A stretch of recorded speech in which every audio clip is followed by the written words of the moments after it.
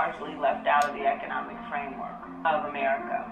It's largely rural, it's largely low income, largely agricultural, which is a dying economy for this country.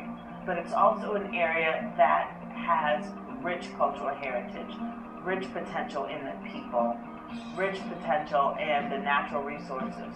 And so the question for a long time has been, how do we invest in the assets that we have in the district so that we can create a new Black Belt? Initiative definitions. 1, taking the first step. When I look at West Alabama, what I see is a lot of untapped potential.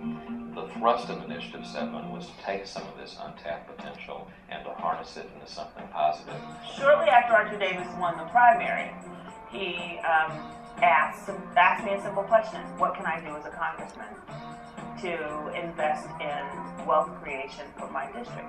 And we created this model that is now known as Initiative 7.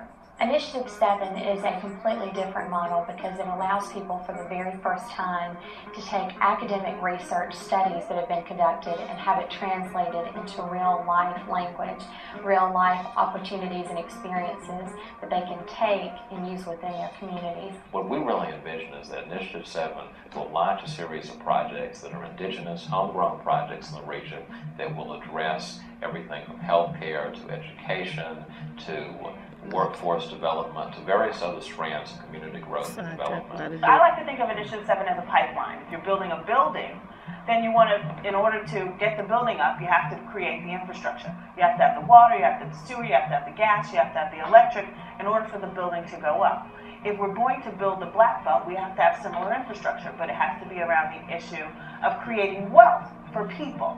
So the community, people in the community have to have technical assistance, they have to have capacity building, they have to have resources, and they have to have some stability and leadership that is willing to stay in there for the long haul and provide the sustainability that they need. 2, motivation.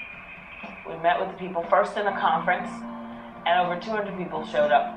And then we came back a few months later and actually went out to those communities, let them set the criteria, let them set the objectives, let them set the priorities.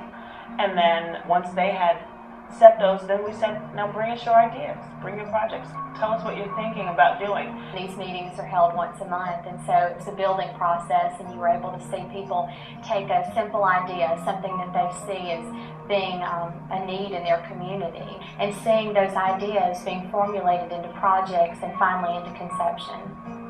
The models that came forward were sophisticated, they were exciting, they were well articulated. People knew what they wanted and they knew what they needed. All they needed was for Initiative 7 to be there to provide the pipeline, and they're ready to go. 3, ambition.